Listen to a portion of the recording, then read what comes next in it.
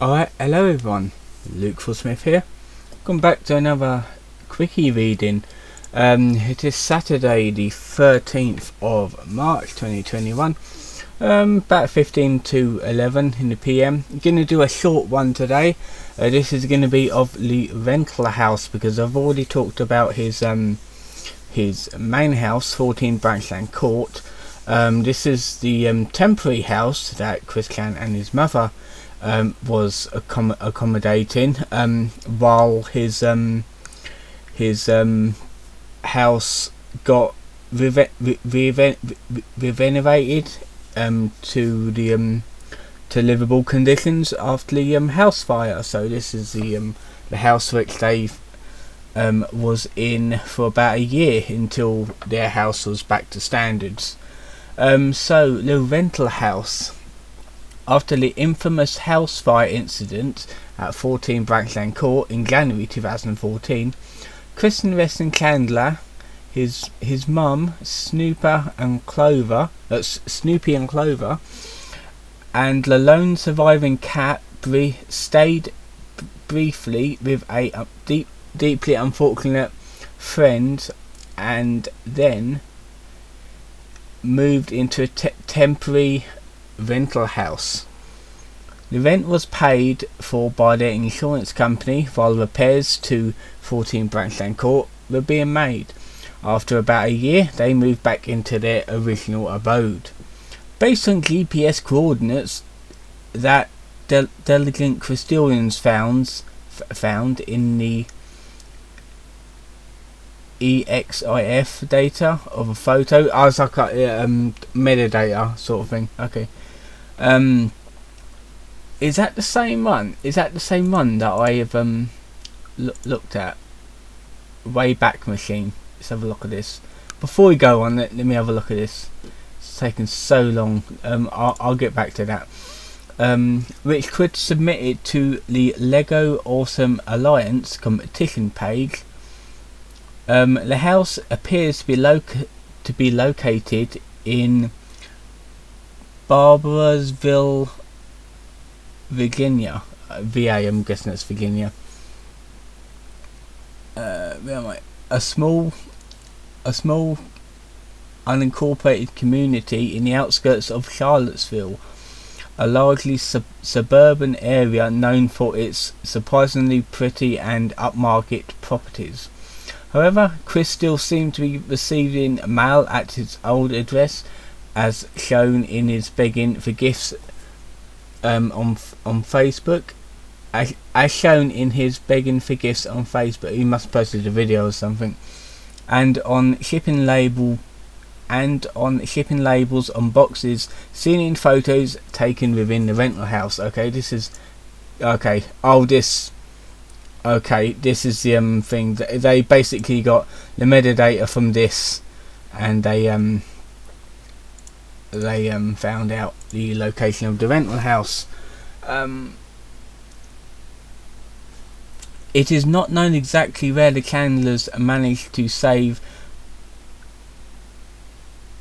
Exactly what the Chandlers managed to save of their hoarding possessions, but Chris seemed to have brought with him his PS3, at least one of his 3DS's. Why would he have more than one? Don't understand. And the melted ruins of his Lego replica of Manchester High. Soon after setting in, Chris's days become dedicated to feeding his financially crippling Lego addiction, on which thousands of dollars was spent. The photos of the interior were taken shortly after the Chandlers moved in, depicted an accumulation of boxes and an already filthy carpet. The house also had internet access and a computer, which Chris eagerly used to conduct the usual Facebook shenanigans and order Lego online. By June 2014, the signs of Chandler habitation were highly apparent, as observed when Chris posted photos of his merchandise on eBay with rodent droppings clearly visible on the carpet, the existence of which Chris later denied despite having supplied evidence to the contrary. Between Barb's hoarding and Chris's nonchalance about living in Egypt filth, the fate of the rental house itself looked grim, and considering Chris's persistent failure to learn from his mistakes, it could have burnt down just as 14 Backland Court did, or at least get major complaints from the landlord or the next group of poor souls to rent it. During their rental house tour in August, Catherine and her cousin Al observed mounds of trash and dog shit. It is not yet known how the landlords responded to the state of the home after it was vacated by the Candlers. On the 31st of August 2014, Chris wrote in a Facebook post that he had a date. Right, I'll read it again. In a Facebook post, that he had a date on that day with Catherine. She would later give an account on her date with Chris, which included a visit to the rental house. She reported that the rental house was becoming just as cluttered as 14 Backland Court, with some places in the house literally stacked to the ceiling with stuff. One of the two upstairs rooms used by Chris was was filled with Lego, much of it damaged by the house fire. The Candler pets use it to defecate and urinate inside the house on newspaper due to the Candlers not taking them out for walks. I'm pretty sure that is cruelty to animals in some sort of way. On the 6th of November 2014, while raging over a small bushfire on YouTube, Chris accidentally revealed his address as Flintstone Drive. Fortunately for him, Reens did not take the opportunity to mail unwanted stuff to him.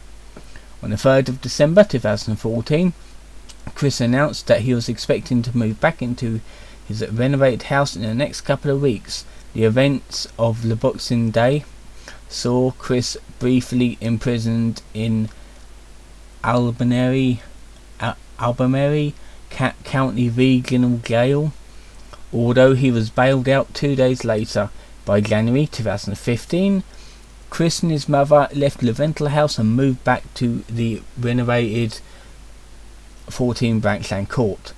In April 2015, a pair of Christorians decided to do a CWCki tour while they was in the area for his hearing, and managed to find a rental house which reportedly in a nice area, but still vacant 4 months after being vacated by Chris and Barb, speaking volumes about the damage inflicted by the sovereignty duo. As aforementioned, it is unknown how the landlord reacted to this, if indeed they have at all. So in other words, 4 months it's not been lived in since they moved out. In other words, it must be really fucking bad. And that was it. That really was it. Let's just have a look at some pictures. Here is a June 2014 when they actually moved in. Right here, it's a nice looking place. I'm not gonna lie, it looks absolutely lovely, nice and clean and everything. Blinds over the windows, really nice. The roof looks immaculate. Really nice looking place. Believe this is after in April 2015. 1, 2.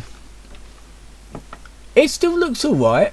I can see some of the ground dying, like the grass having like bald patches on it, which obviously it's probably like Chris and Barb walking on it and shit, or parking their cars over it. It still looks nice from the outside, I suppose. Good thing they never like graffiti the walls or anything. So yeah, Next up is the house in the dark with covered windows. There you go, looks kind of scary. The grass is unkept, they haven't cut the grass. This is of their two cars on the driveway. One is Chris's and one is Barbara's, I believe like this. Barbara Weston. This is Barbara's BMW. And this is Grand Camperman something. Yeah, this is Chris's one. It's massive. Okay, and by there it still looks alright. The car's not clean though. I'm surprised the cars are clean, but the inside ain't. Okay, here's the his eBay listing. As you can see, it's filthy carpet here, mouse droppings and everything. This is another one. It's a bit of a better image. All these like Legos in a box and everything. The Simpsons videotapes and shit like that in there. Yeah, it's like really, because do they have a vacuum cleaner? But they don't. Here's like a bathroom shot of Chris. Ignore Chris. Let's have a look at the bathroom. Looks like it's got like TP on the shelf, like a flannel and a cloth. A bottle of cleaner right there. The door looks alright. I suppose the bathroom looks clean, I suppose. Not bad. Alright, not safe for work picture. Don't worry, it's still legal to put on YouTube, this one. Again, like deodorant bottles, spray bottles, kitchen paper in the bathroom. I don't know why that belongs in the kitchen. It clues in the name.